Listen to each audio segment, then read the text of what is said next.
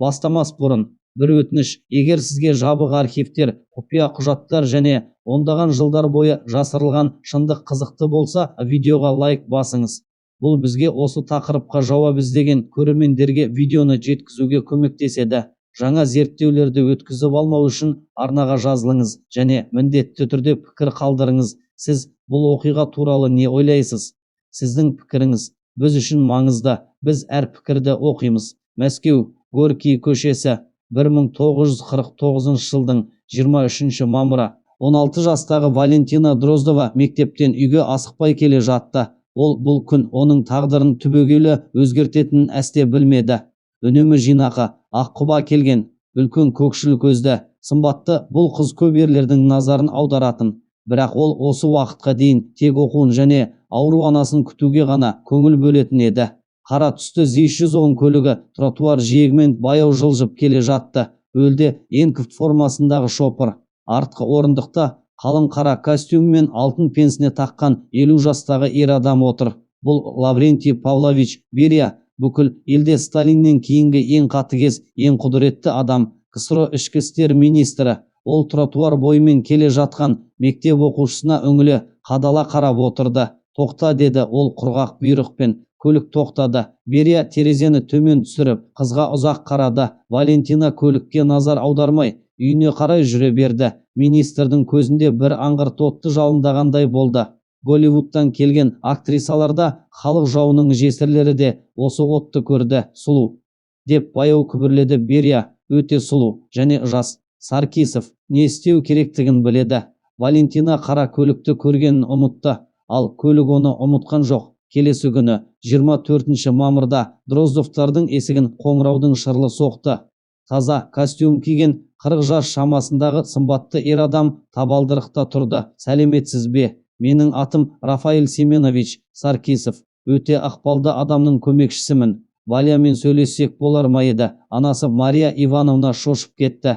1949 жылы белгісіз азаматтың келуі әдетте жақсылық әкелмейтін еді. Не болды? Валя ештеңе бүлдірмеді ғой, керісінше жұмсақ күлімдеп Саркисов айтты: менің бастығым сіздің отбасыңызға көмектескісі келеді. Білеміз, ауырып жүрсіздер, ал Валентина өте қабілетті, лайықты қыз. Ол не айту керектігін жақсы білді. Бериямен өткізген 15 жыл ішінде ол 100-ден астам әйелді сол зәулім үйге жолын тауып, өз айла-амалдарымен енгізген. Бірінде мансап уәдесімен, бірінде репрессиямен қорқытып, бірінде ауыр науқас туысына көмек көрсету сылтаумен. Валентина, деді ол жұмсақ дауыспен, мұнда келші. 16 жастағы Ләля үйдегілер осылай атаған бөлмеден шықты. Қарапайым мектеп формасы, өрілген қосбұрым. Сол сәт жеткілікті болды Саркисовқа. Берияның неге дәл осы қызға көз салғаны анық еді. Валентина, менің бастығым өте беделді адам. Сенен бір-ақ нәрсе қалайды, яғни танысқысы келеді. Ол мәдениетті, білімді жастарға көмектескенді жақсы көреді. Әсіресе дарынды қыздарға. Қыз ауруханасын бір сәтке алаңдаушылықпен қарап алды. Анасы асқазан жарасынан қатты қиналды. Емге ақша жоқ еді. Әкесі соғыста қаза тапты. Жетімнің жартылай жалақысына күн көреді екен. Маған не істеу керек, деді қорыққан дауыспен. Ештеңе, тек қонаққа барып сөйлесіп қайтасың. Кешкі сағат 7-де машинан келеді. Мария Ивановна үнсіз басын изеді. Сол жылдары билікті ренжіту өмірге қауіп төндіру деген сөз еді. 1949 жыл 24 мамыр, кешкі 7, Мәскеу. Берияның Качаловтағы зәулім үйі. Валентина мұндай сән-салтанатты өмірді көрмеген еді. Зәулім сарай, мәрмәр баспалдақтар, парсы кілемдері, хрусталь шамдар айналада, таза ағал жапқыш киген қызметшілер жүгіріп жүр. Бұл кәдімгі үй емес, нағыз сарай еді. Жүр, деді Саркисов. Лаврентий Павлович кабинетте күтіп отыр. Қыз ішке кірді. Мол кітап сөрелері, алып төбе, суретке толы қабырғалар, ауыр үстел. Сол үстелде кеше қара көлікте көрген ер адам орнынан тұрып, жылы жүзбен жақындады. Сәлем, Валентина, мен Лаврентий Павловичпін. Қыз оның кім екенін мүлдем білмейтін еді. Ол үшін бұл анасын емдеуге көмектесетін сыпайы ықпалды аға ғана болатын. Отырыңыз, Саркисов, сіздің сабағыңыз туралы айтты, озатсың ғой. Иә, қандай жоспарың бар? Қайда оқығың келеді? Білмеймін, институтқа түссем деймін. Бірақ соншама ақшамыз жоқ қой, ақша туралы уайымдама. Менде Мәскеу мемлекеттік университетінде басқа беделді институттарда да жол бар. Стипендия, жатақханада жеке бөлме, бәрі болады. Қыздың жанары жарқ ете қалды. Отбасы үшін жоғары білім алу қол жетпес арман еді. Ал бұған не істеуім керек? Берия күлімсіреп, достық қана ақылды, әдемі қыздың достығы егде жалғыз адамға неге болмасын? Олар әдебиет, оқу, өмір жайлы біраз әңгімелесті. Берия өте сыпайы, тартымды сөйледі. Валентина қорқынышын ұмытқандай болды.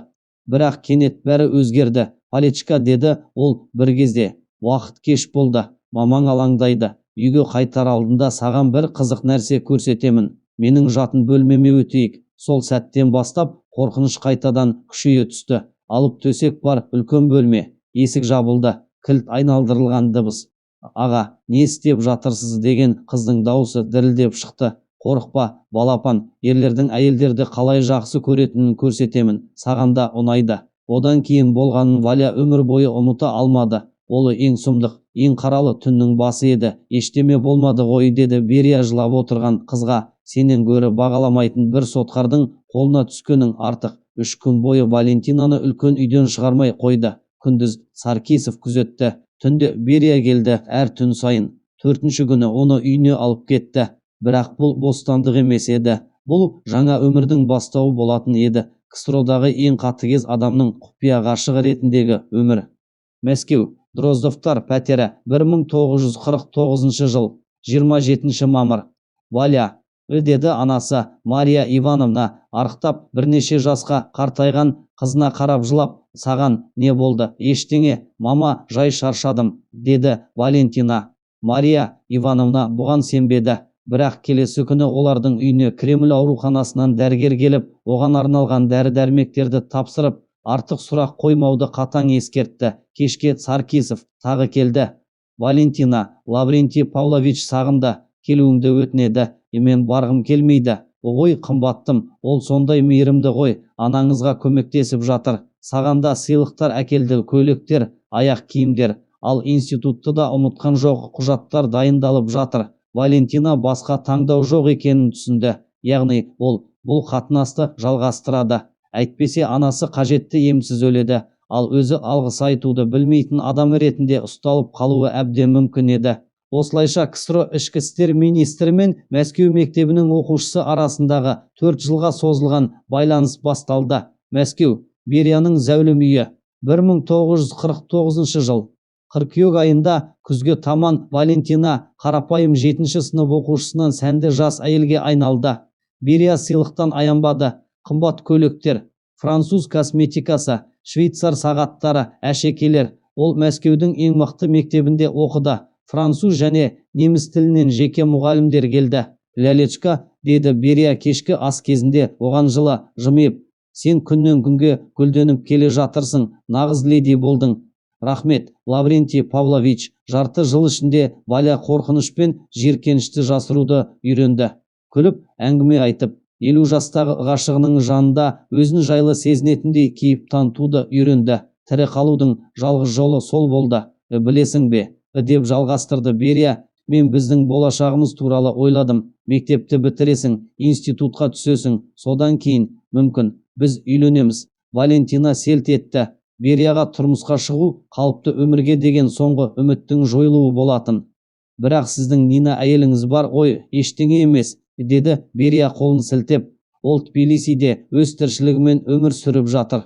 Көптен бері адамша сөйлескен жоқпыз. Ал сенің жаныңда мен өзімді жас әрі бақытты сезінемін.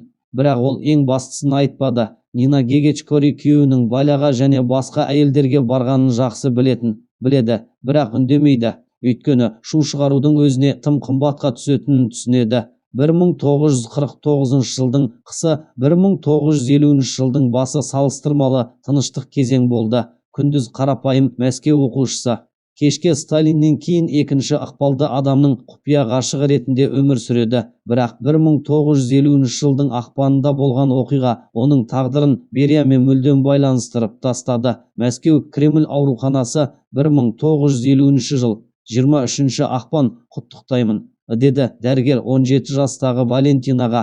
Сіз жүктісіз 6 апта шамасында деп ойлаймын. Бұл сөздерді естігенде қыздың аяқ астында жер опырылып кеткендей болды. Бериядан жүкті болу одан мәңгі айырылмау деген сөз еді. Кешке ол бұл туралы Берияға айтты. Оның таңданысына қарай Берия қуанды.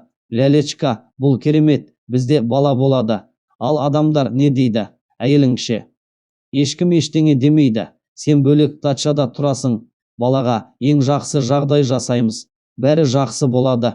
Берия өтірік айтқан жоқ. 1950 жылдың мамыр айында ол Валяға Мәскеу маңындағы жеке дача сатып алды. Бұл репрессияланған ішкі істер министрі Обручниковтың бұрынғы резиденциясы болатын. Осы жерде 17 жасар қыз елдің ішкі істер министрінен бала туып өсіруге тиіс болды. Мәскеу маңындағы Рублевкадағы дача 1950 жыл 27 қазан күзгі таңда қыз босаныпты. Берия гүл шоқтары мен швейцариялық шоколадтарды алып перзентханаға келді. Қалай атаймыз? Деді ол қызғылт орамалдағы кішкентай сәбиге қарап. Марта, деді шаршаған Валентина. Марта деп атағым келеді. Марта Лаврентьевна, деп қайталады ол. Керемет, менің қызым. Баланың дүниеге келуімен Ляляның өмірі түбегейлі өзгерді. Ол ресми түрде Кеңес Социалистік Республикалар Одағының ішкі істер министрінің екінші әйелі атанды. Күндіз Берия Кремльде репрессияларды басқарып, өлім жазаларын жоспарлайды. Кешкісін жас ғашығы мен кішкентай қызының қасында бақытты әке кейпіне енді. Ал ресми әйелі Нина Гегечкори бәрін үнсіз қабылдады. Кейде таныстарына аптасына бір жаңа қыз алғанша бір тұрақтысы болғаны жақсы дейтін екен. 18 жасар Валентина Дроздова ана атанды және Кеңес Социалистік Республикалар Одағының ең қауіпті адамының құпия жары болды. Ол 3 жылдан кейін дәл өзінің куәлік етуі Берияны ату жазасына жіберетінін білмеді де еді ғой. Мәскеу маңындағы Рублевкадағы дача 15 маусым 1951 жылдың күні. 18 жасар Валентина Дроздова 8 айлық қызы Мартаны құшақтап, элиталық ауданның гүлденген бақшасына қарап отырды. Бериямен бірге өткен 1,5 жылдың ішінде ол түбегейлі өзгерген еді. Қорқақ мектеп оқушысынан өмірден қалағанын алуға үйренген сенімді жас әйелге айналды. Бұл дача атылып кеткен бұрынғы ішкі істер министрінің резиденциясы. Нағыз сән салтанат болатыны 20 бөлме, мәрмәр ванналар, карел қайынынан жасалған паркеттер, үздік шеберлердің қолынан шыққан жиһаздар. Гаражда қалаға шығу үшін ЗИС-110 көліктерінің екеуі тұрды. Ал күнделікті қажеттіліктер үшін Победа көлігі бар болатын. Лялечка, деді Лаврентий Павлович ағраушан гүлдерімен оралған үлкен гүл шоғын ұстап, балалар бөлмесіне кіріп келіп, біздің ханшайымымыз жақсы ұйықтады, деп күлімсіреп қарады Валентина. Сіз бүгін ерте келдіңіз, әдетте кешке келетін едіңіз. Бүгін ерекше күн, болашағымыз туралы сөйлескім келеді. 2 жыл ішінде олардың қарым-қатынасы түбегейлі өзгерген. Берия енді оған тек қорқыныш тудыратын зорлықшы емес еді. Өзінің ойынша сүйетін күйеуі, қамқор әкесі, ал Валентина болса Сталиннен кейінгі ең ықпалды адамның екінші әйелі ретіндегі жағдайын барынша пайдалануды жақсы меңгерген еді. Қандай болашақ? Марта өсіп келеді. Оған бауыр қарындастар керек. Маған да сенен үлкен отбасы керек. Берия басты нәрсені айтпады. Оның заңды әйелі Нина көбіне ажырасуды меңзейтін. 57 жас, денсаулық мәселелері, күйеуінің тоқтаусыз сатқындығы бәрі жүйкесін жұқартқан. Ал саяси күрес күшейген сәтте отбасындағы даулар саяси қатер болды. Лаврентий Павлович, деп Ляля қуанып күлімсіреді. Ал маған не бересіз дейсіз?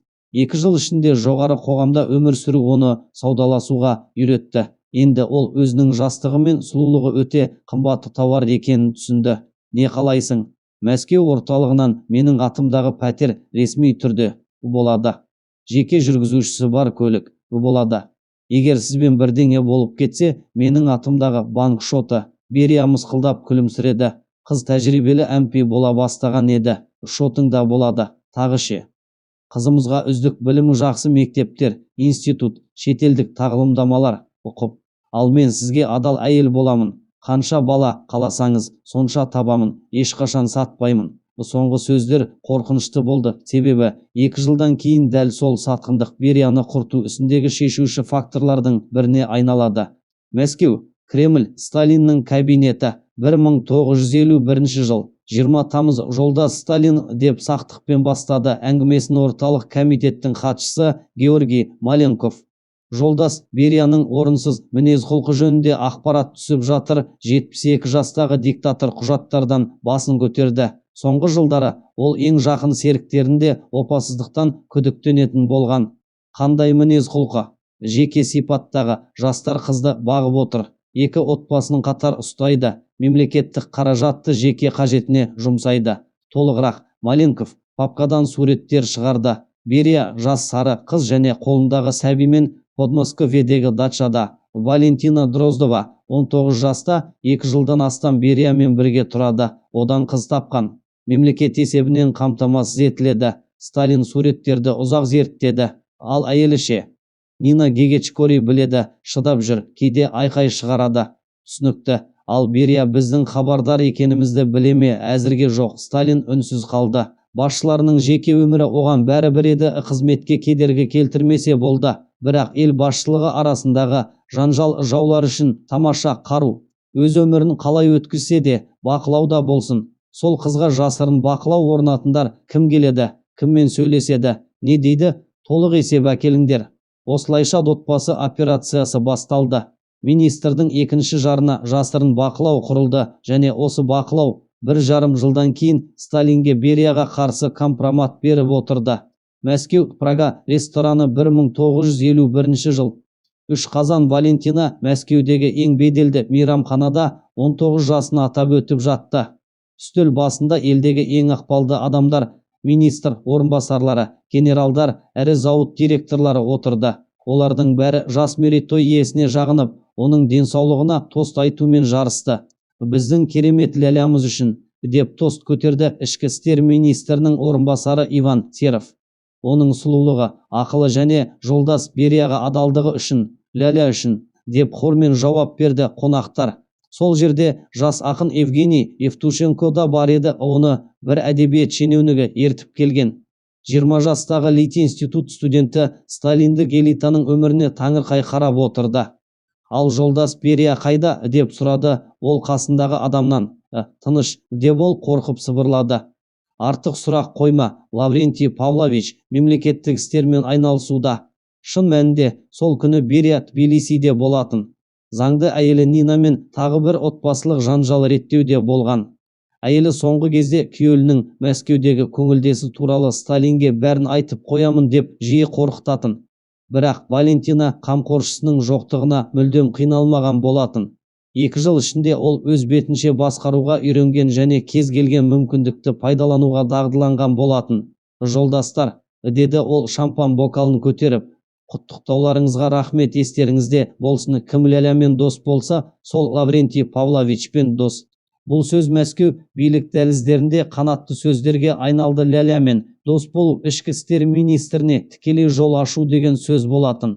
Ал мейрамхананың бір бұрышында бөлек үстелде қарапайым киім киген 2 адам Валентинаның әр сөзін түртіп отырған болатын. Отбасы операциясы тәулік бойы жұмыс істеген болатын. Мәскеу, Тверская көшесіндегі пәтер. 27 қараша 1951 жыл. Мәскеудің орталығындағы жаңа пәтер партия қызметкерлерінде таңғалдырды. 5 бөлме, 2 санитарлық торап, паркет, төбедегі сәндік әшекейлер, қызыл ағаштан жасалған жиһаздар. Терезеден Кремль көрінеді, билікке жақындықтың символы. Рафаэль Семенович, деді ол Бериямен оны байланыстыратын Саркисовқа. Маған Лаврентий Павловичпен ақша туралы сөйлесу керек. Қандай ақша, Валентина Ивановна? 2 жылда Ләляның мәртебесі соншалықты өсті, жеке күзет полковнигі де оған сізі деп әкесінің атымен қоса сөйлейтін болды. Банк шоты қажет. Қауіпсіздік үшін марта өсіп келеді. Оның болашағын ойлау керек. Қанша? 100 000 рубль. Әзірге. Саркисов ысқырып жіберді. Бұл ірі зауыт директорының жылдық табысынан да көп, бірақ ол Берия жас көңілдесі үшін кез келген шығынға баратынын білетін. Жарайды, істейміз. Ал есесінен не? Валентина күлімдеп қарады. Мен жүктімін. 2-ші бала Лаврентий Павлович қуанады. Бірақ бұл бақыт ұзаққа созылмады. 2 айдан кейін 1952 жылдың қаңтарында жүктілікті Кремль ауруханасында үзуге тура келді. Ресми медициналық себептермен бейресми Берияның өзі талап етті. Екінші некеден туған бала. Саяси проблема. Мәскеу. Кремль ауруханасы. 12 қаңтар 1952 жыл. Лялечка, деді Берия жылап жатқан қыздың қолын қысып. Бұл тек уақытша ғана. Жағдай тұрақталғанша күтеміз. Қаласаңыз, қанша бала болсын табамыз. 20 жастағы Валентина мүмкін. Ол жақсы кездер ешқашан келмейтін шығар деп түсінді. Жоғары биліктегі жағдай тым күрделене берді. Берия өте жиі қабағы түйіліп, ойға батып кететін болды. Ал Сталин біз туралы біліп қойса ше, біледі, деді Берия ақырын. Әзірге шыдап отыр. Бірақ жағдай кез келген сәтте өзгеруі мүмкін. Онда мен және Марта не күтіп тұр? Ештеңе болмайды. Сенде пәтер бар, ақша бар, байланыстар бар. Тәуелсіз өмір сүре аласың. Бірақ Берия шындықтың бәрін айтпады. Ол Лялямен қатынасты қиын саяси жағдайда үзу жоспарын әлдеқашан жасаған болатын. Сейфінде жас әйелді айыптауға болатын құжаттар бар. Шетел дипломаттарымен байланыс, антикеңестік сөздер. Қажет болса, ол бәрін пайдаланатын еді. Ойланбай да қолданар еді. Мәскеу. Берияның зәулім үйі. 5 наурыз 1953 жыл. 5 наурыздың таңында бүкіл әлем Иосиф Сталиннің қайтыс болғанын білді. Әлем үшін бұлы қайғы. Жоғары билік үшін аяусыз күрестің басы. Ал Валентина Дроздова үшін бар қамқорлық пен қорғаннан айырылу еді. Лаврентий Павлович, деді ол үрейленіп, Берия кабинетіндегі әңгімеге қол сұғып. Енді не болады? Білмеймін, деді Берия шындықпен. Бәрі билікке кім келетініне байланысты. Маленков, бізге достық ниетте. Ал Хрущев дұшпан. Молотов болжауы қиын адам. Ал бізге не болады? Берия оған ұзақ қарады. 4 жыл қарым қатынастан кейін 16 жастағы мектеп оқушысы сұлу жас әйелге айналған еді. Бірақ жаңа саяси жағдайда ол енді Берия үшін артық жүкке айналды. Лялечка, деді ол жұмсақ қана, мүмкін. Біраз уақытқа айырылысып тұруға тура келетін шығар. Ахуал анықталғанша. Ұзаққа ма?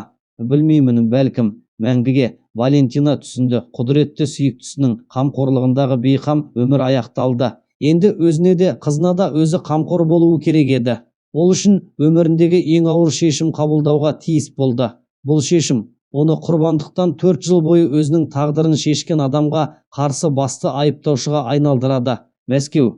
Тверская көшесі. Дроздовтардың пәтері. 26 маусым 1953 жыл.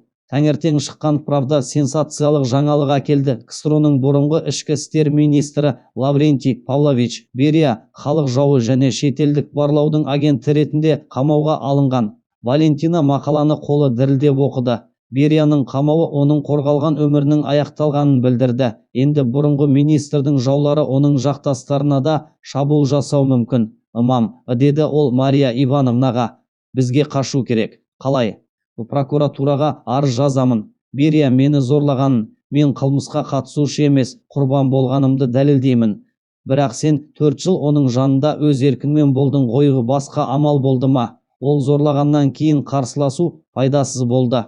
Енді жағдай басқа. Оның барлық қылмысын айтып беремін. Валентина өтірік айтқан жоқ. Берияға жақын жүрген 4 жыл ішінде ол өте көп мемлекеттік құпияларды білді. Репрессия жоспарларынан бастап жоғары басшылықтың азғындықтарына дейін. Бұл ақпарат Берияның ісіндегі шешуші дәлел бола алатын еді. 11 шілде 1953 жылы Валентина Дроздова КСРО бас прокуратурасына Берияның қылмыстары туралы арыз тапсырды. Осылайша құрбан айыптаушыға айналды. Ал Енков наркомының ең жас ғашығы оның құлауындағы басты куәгерлердің біріне айналды. 1953 жылдың жазында 20 жастағы Валентина Дроздова мынадай мүліктердің иесі болды. Мәскеу орталығындағы 5 бөлмелі пәтер, шамамен 200 мың рубль, банк шотында 150 мың рубль, 50 мың рубльге бағаланған әшекейлер, Мәскеу маңындағы саяжай, билік басындағылармен байланыстар, мемлекеттік құпияларды білу. Арыз бергеннен кейін режимнің құрбаны ретіндегі саяси мән-маңызы Берия ісі бойынша басты куәгер. КСРО басшылығы өкілдері туралы компромат иесі, ескі элитаның моральдық азғындықтың символы. Бірақ ең маңыздысы тәуелсіздік. 4 жылдан кейін Валентина өмірін өзі анықтай алатын болды. Бұл тәуелсіздік оған қымбатқа түсті. 4 жыл бойы қамқор болған адамды сатуға тура келді. Бірақ Сталин өлгеннен кейінгі саяси тартыс жағдайында оның алдында екі таңдау тұрды: Берияны сату немесе онымен бірге құлау. Ол тірі қалуды таңдады. Бұл шешім кеңес тарихына әсер етті. Ляля Дроздованың көрсетілімдері Берияны моральдық тұрғыда айыптаудағы негізгі дәлелдердің бірі болып, оның атылуына жол ашты. Бірақ алда оны жаңа сынақтар күтіп тұрды: тергеу, сот, халық жауының жолдасы деген белгімен жаңа өмір құруға тырысу және өмір бойы артынан қалмайтын қарғыс. Мәскеу КСР бас прокуратурасының ғимараты 1953 жылдың 11 шілдесі. 20 жастағы Валентина Дроздова қолында 8 беттен тұратын қолжазба арызын мұжып, бас прокурор Роман Руденконың қабылдауына күтіп отырды.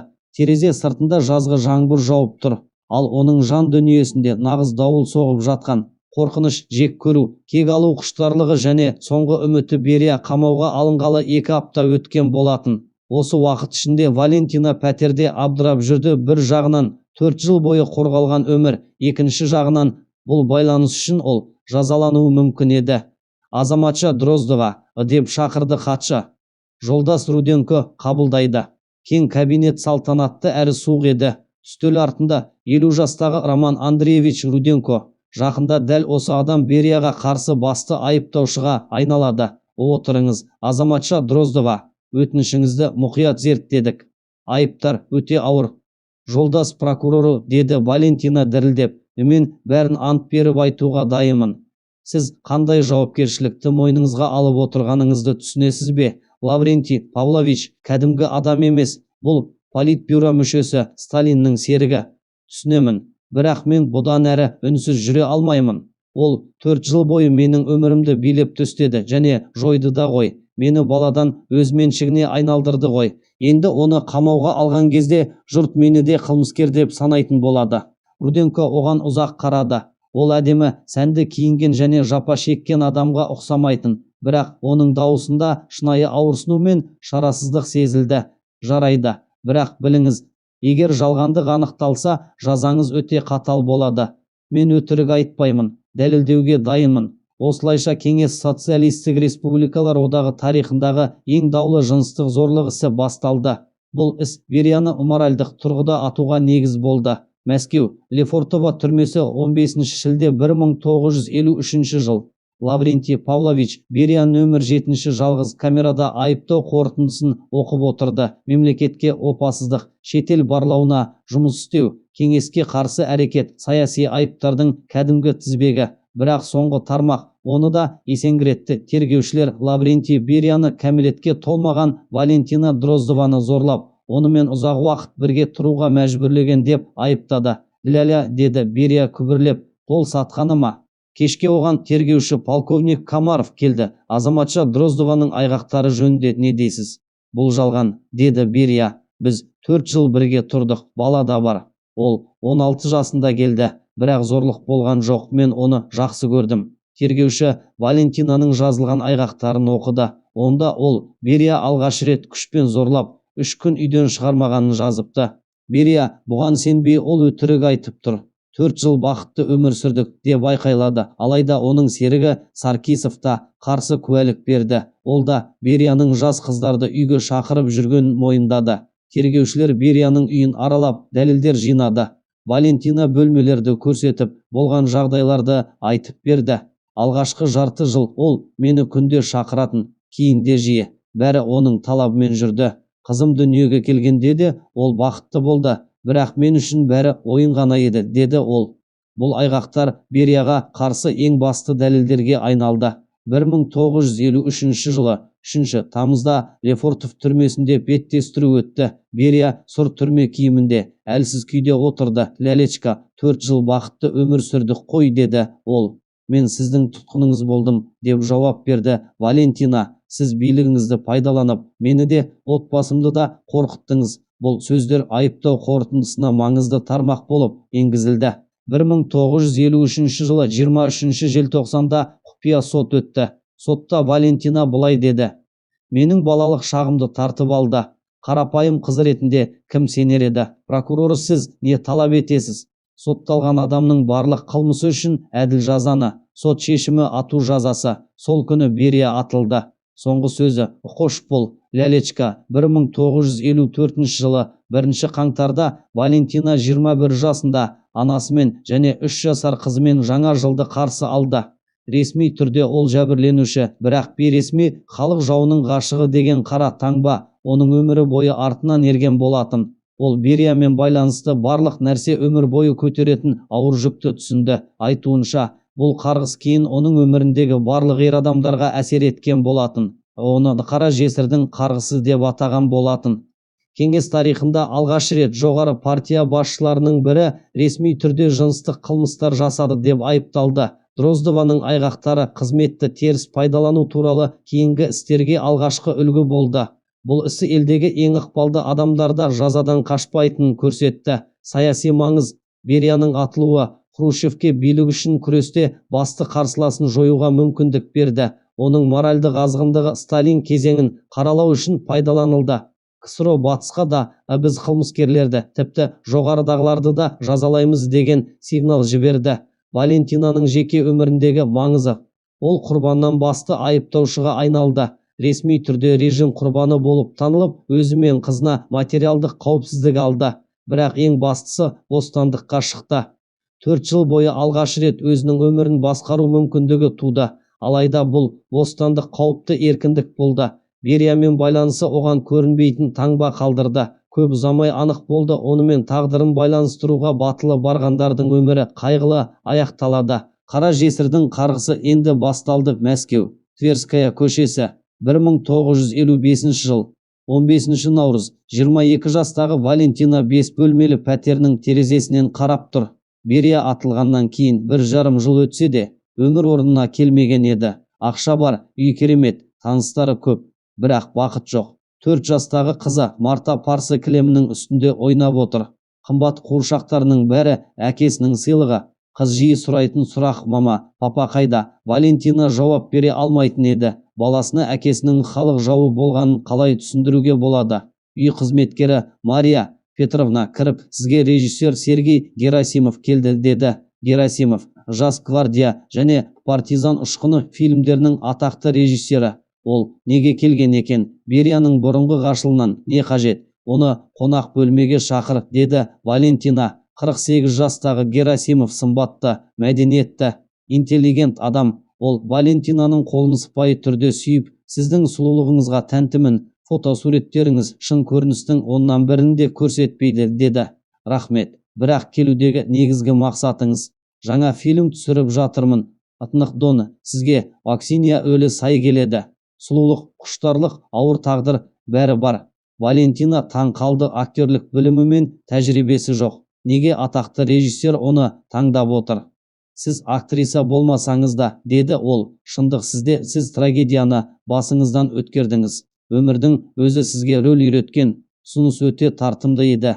Кино оған жаңа өмір, жаңа атақ бере алады. Өткенді ұмытудың бір жолы, жарайды, келісемін. Бірақ түсірілім құпия түрде жүрсін. Әрине, ешкімге жария болмайды.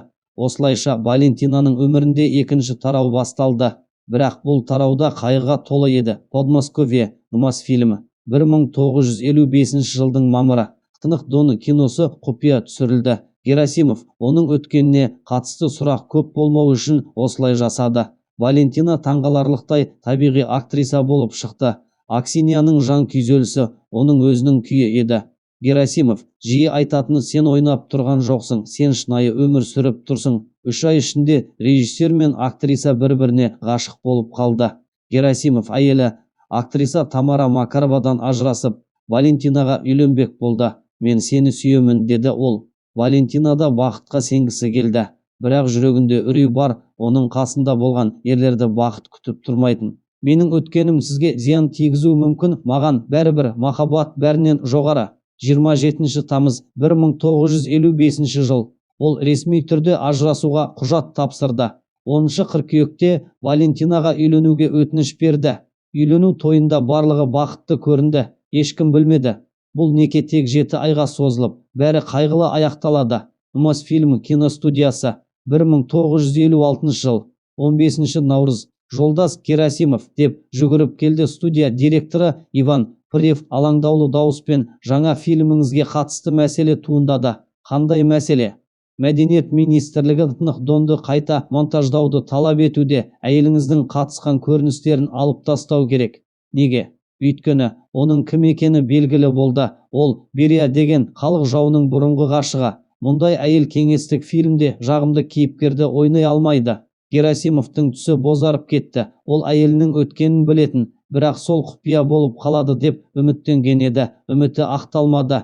КГБ Валентинаны және оның араласатын адамдарын үнемі бақылауда ұстаған болатын. Иван Александрович, түсіру жұмыстары аяқталды. Фильм прокатқа дайын тұр. Онда актрисаны ауыстыру керек. Барлық көріністерін басқа адаммен қайта түсіреміз. Бұл ақымақтық. Фильм өлді деген сөз. Егер ауыстырмасаңыз сіз өлесіз, және әйеліңіз де. Герасимовтың алдында таңдау тұры мансап па, әйелі ме, өнер ме, махаббат па? Сол кеште ол үйге ауыр оймен келді. Сережа, не болды деді Валентина алаңдап. Валя, бізге ажырасу керек. Қалай? Біз жуырда ғана үйлендік қой. Сенің өткенің менің мансабымды құртады. Тнхдоны шықпайды. Мені партиядан шығарып, сені қауіпті элементі деп тұтқындауы мүмкін. Валентина осындай қорқыныштың болатынын сезген. Берияның қарғысы тағы да адамды құртып кетті. Жарайды деді ол ақырын. Ертең ажырасуға арыз беремін. Бірақ ертең келмеді. Мәскеу, 1956 жыл 16 наурыз, түнгі сағат 3:00 Валентина түсініксіз дыбыстан оянып кетті. Күйеуі қасында жатыр. Ауыр және үзік-үзік тыныс алып жатыр. Терлеп, көзі жұмылған күйінде жатыр екен. Сережа, саған не болды?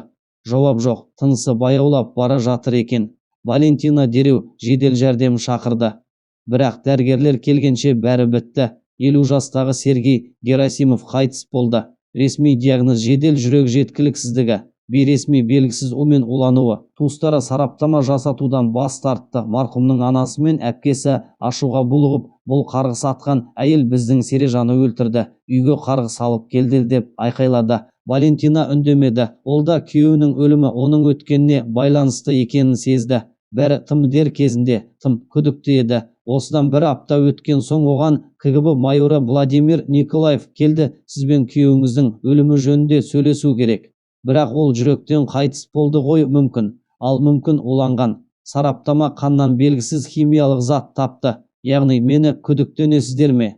Әр нұсқа қаралады. Сіздің өткеніңізбен байланысты кек болуы мүмкін. Майор айтпаған бір нәрсе бар еді. КГБ бәрін білетін. Бұл кек алу операциясы болатын. КГБ жасырын пәтері. 1956 жыл 20 наурыз полковник Жолдас, деді майор Николаев. Кек операциясы орындалды. Герасимов жойылды. Із қалмады ма? Жоқ, 2 сағаттан кейін қанда толық еріп кетеді. Бескіртие жоқ. Ресми түрде жүрек. Дроздова шокта. Ол өзі де күдіктенеді. Бірақ дәлел жоқ. КГБ полковнигі Федотов.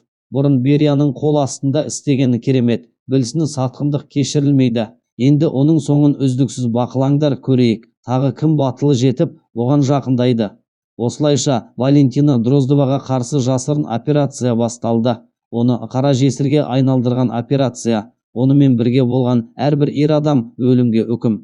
Мәскеу, 1957 жыл. Шілде. Герасимов қайтыс болғаннан кейін 1 жыл өткенде оған жаңа адам балалық сезімін сыйлады. Бас штаб полковнигі Николай Соболев, 45 жаста, соғыс батыры, 2 баласы бар, орден иегері. Ол алғашқы кездесуде бірден бәрін айтты. Мен сіздің өткеніңізді білемін. Мен одан қорықпаймын. Сіз құрбансыз. Бірақ менің бұрынғы күйеуім жүректен өлді бола береді. Менің жүрегім соғыста тексерілген. Соболев мықты, сымбатты, ақкөңіл ереді. Герасимовтан кейін Валентина қорқынышта болды. Бірақ жалғыздық одан бетер қинайтын. 3 қазан 1957 жылы шағын той өтті. Николай Петрович, тамаша жұбай, қамқор әке болып шықты. Мартаға өз тегін беріп, шын сүйді. Көп жыл бойы алғаш рет Валентина шын бақыт сезінді. Бірақ бақ қатал өлшенген еді. Бар болғаны 4 ай. Подмосковье, Архангельское әскери санатория. 1958 жыл. 15 ақпан Соболев жоспарлы ем қабылдауға келді. Денсаулығы тамаша, тек профилактика. Телефон мен Валяға бәрі керемет. Массаж процедуралар 1 айдан кейін қайтамын деді. Бірақ қайтып оралған денесі ғана табытпен. ресми себептерге аллергиялық реакция бергеніне байланысты болды деп жазылған екен. Бейресми себеп Герасимовтағыдай белгісіз болды деп айтылды. Бұл жолы Валентина еш күмәнданбады. Олар оның өзін емес, оның ерлерін өлтіріп жатыр. Біреу оның тағдырымен байланысты ер адамдарды біртіндеп жойып жатқан сияқты көрінді. Бірақ КГБ мұның ешқандай қатысы жоқ деп мәлімдеді. Валентина Ивановна, деп майор Николаев жалған жанашырлықпен сөйледі. Екінші күйеуіңізде кенеттен қайтыс болды ғой. Бұл кездейсоқтық па, әлде сіз қарғысқа ұшыраған адамсыз ба? 1958 жылдың ақпан айына қарай 25 жастағы Валентина Дроздова екінші рет жесір қалды. Берияның атылуынан кейінгі 4 жыл ішінде ол өте құпиялы және күмәнді жағдайда екі күйеуінен айырылды. Бірінші күйеуі режиссер Герасимов 1956 жылдың наурызында уланған. Екінші күйеуі полковник Соболев 1958 жылдың ақпанында уланған.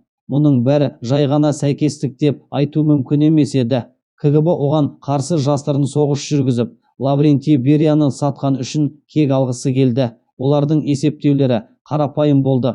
Валентинаны емес, онымен жақындасатын әрбір ер адамды өлтіру. Осылайша ол өліммен бірге жүретін және ешкім жақындай алмайтын қорқынышты әйелге айналды. Олар қолданған әдістер із қалдырмайтын баяу, сырттай табиғи өлімге ұқсас белгілер. Ең ауыр нәрсе психологиялық азап. Кім мені сүйсе сол өледі.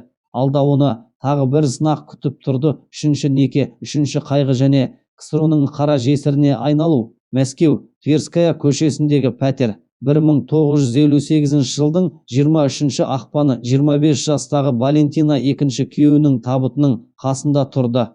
Жан дүниесіне қарап, менің өмірім шынайы тозаққа айналды деп ойлады. Сол сәтте қызы Марта жылап тұрып, анашым, неге барлық әкелеріміз өле береді деп сұрады. Валентина жауап таба алмады. Жерлеуге санаулы адам ғана келді. Бірақ Валентина КГБ тыңшыларының көпшіліктің арасында жасырын қарап тұрғанын сезінді. Сол күні оған бейтаныс ер адам жақындады. Аласа бойлы, тың көзді. Валентина Ивановна, көңіл білдіруге рұқсат етіңіз, мен Илья Гольперимін, деді ол. Ол өзін қарапайым кәсіпкер ретінде таныстырды. Ал шын мәнінде КСРО-дағы ең ықпалды жерасты тоқыма магнаты, жасырын миллионер болды. Мәскеу Дорогвий мейрамханасы 1958 жылдың 15 мамыры Илья Валентинаға бұрын көрмеген сәнді өмір көрсетті. Лялечка, өткенді ұмыт, мен сені бақытты етемін, деді ол. Мен қорқамын. Бұрынғы күйеулерім, олар мемлекетке тәуелді болған. Мен еркінмін, қорғауымда, ақшамда жеткілікті. Маған қарғыс жүрмейді. Маған тұрмысқа шық деп үлкен бриллиант сақинасын ұсынды ол. Үйлену 1958 жыл 23 маусым 100 қонақ метрополь мейрамханасы, шампан мен уылдырық. Валентина алғаш рет еркін тыныстағандай сезінді. Бірақ КГБ қарап тұрған жоқ еді. Жасырын пәтер. КГБ 1958 жыл 10 тамыз Дроздова қайта үйленді.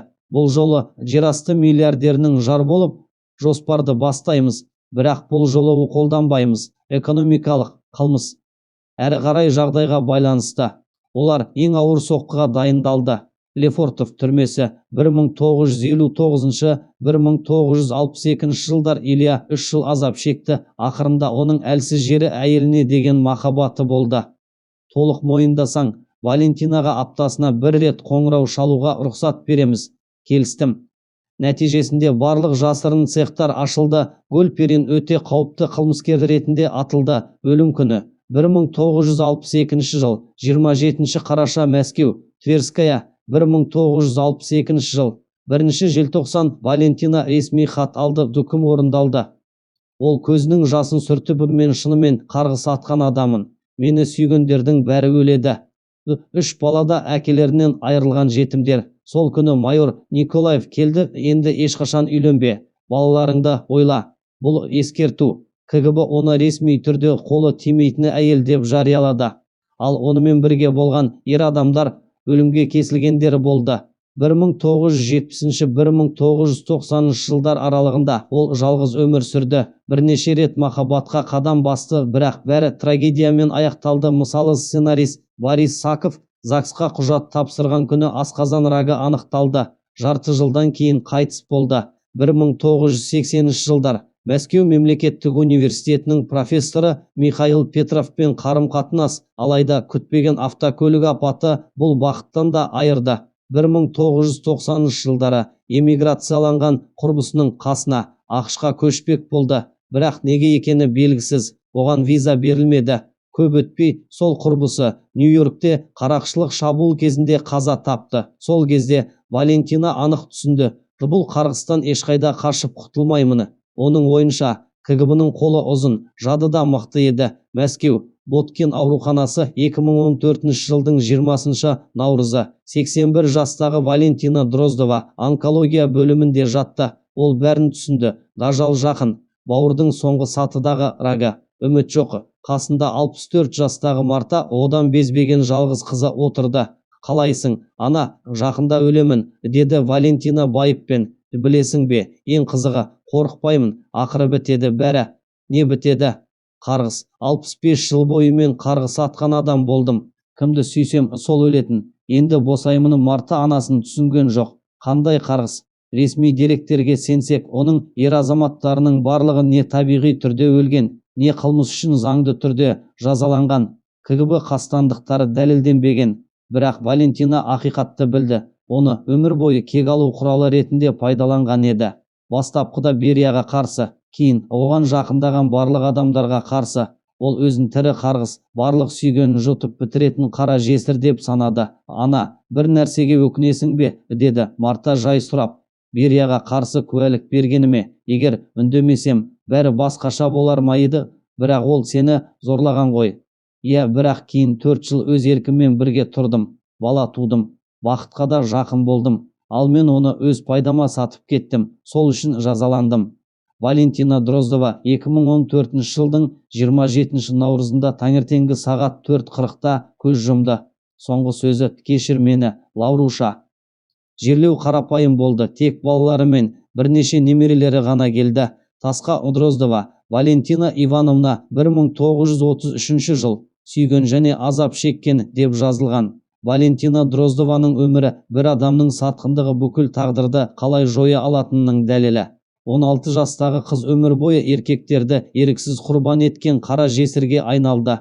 Валентинаның күйеулері Лаврентий Берия 1953 жылы атылды. Сергей Герасимов 1956 жылы уланып өлді. Николай Соболев 1958 жылы уланды. Илья Гольперин 1962 жылы атылды. Борис Саков 1975 жылы қатерлі ісіктен қайтыс болды. Михаил Петров 1983 жылы жол апатынан қайтыс болды. 6 ер адам, біреуі де қартайғанға дейін өмір сүрмеді. Балалары Марта Бериядан туған қызы қалыпты өмір сүрді. Игорь Гольперинден туған ұлы ақш-қа эмиграциялады. Владимир асырап алған ұлы әскери адам болды. КГБ өз мақсатына жетті. Ол Валентинаны өлтірмеді, бірақ оны бақытсыз өмір сүруге мәжбүр етті. Тарихшылар не дейді? Ол 16 жасында, құрбан 20 жасында сыбайлас кейіннен өз өткенінің тұтқыны. Берияның ең жас ғашығының тағдыры сатқындықтың бағасы туралы қайғылы ескертуге айналды. Сатқындық кейде өмірді сақтап қалатын шешім болуы мүмкін, бірақ әрдайым бағасы болады. Валентина ең қымбат бағаны төледі. 60 жыл жалғыздық және сүйгендерінің өлімі, бірақ ол тірі қалды. Бұл оны сындыруға тырысқан жүйені жеңгені.